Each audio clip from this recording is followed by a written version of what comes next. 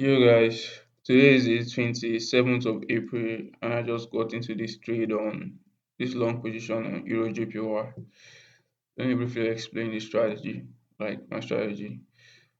Like I always say, if you look at my previous video, my strategy is consistent. Whenever I'm trying to catch a bullish market, I'll wait for price to break across a resistance level, retest it as support, then I'll look for a continuation entry to the upside. Same thing as trying to catch a bearish movement. I'll wait for price to break the support level, retest it as resistance, then I'll look for a continuation entry to the downside. So as you can see, this already explains itself. Let me explain it.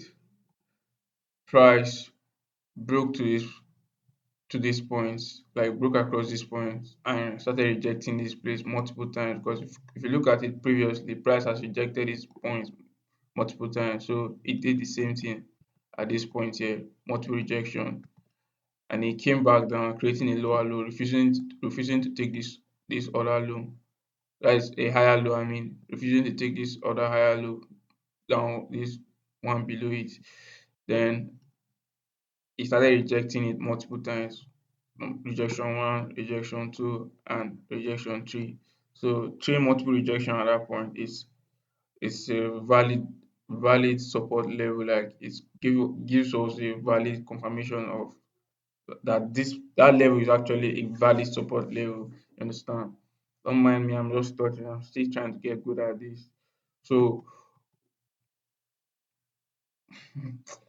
so what I actually did to confirm this level after discovering, like, pinpointing the multiple rejection, and I use my Fibonacci extension to like Fibonacci to check if this pullback level is actually good for us to rely on.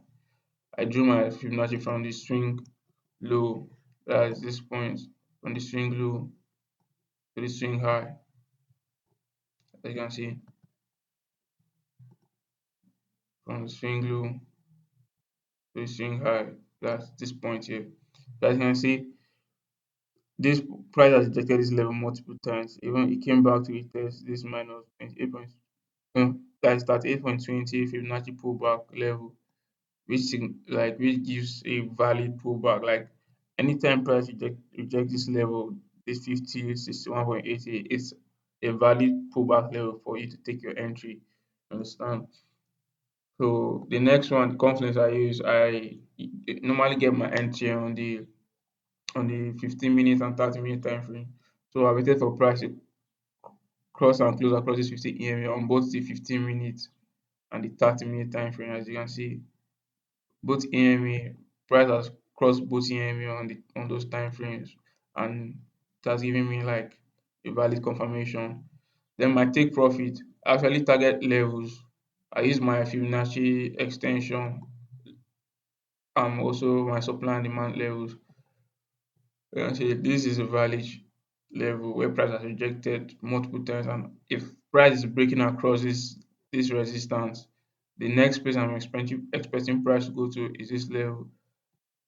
So as you can see, I drew my Fibonacci extension from this swing low to the swing high.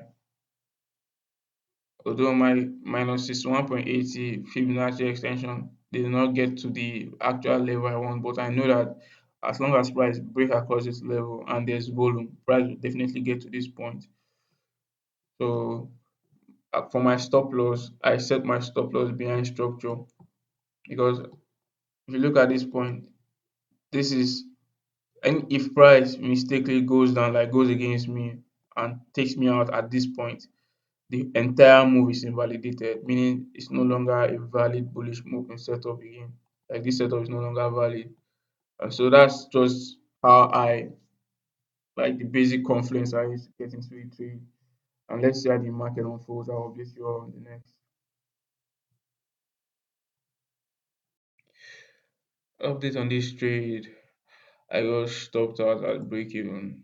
Although I didn't record the part when I push my when I shift my stop loss to break even, because Price has already gotten to the minus 27 Fibonacci extension.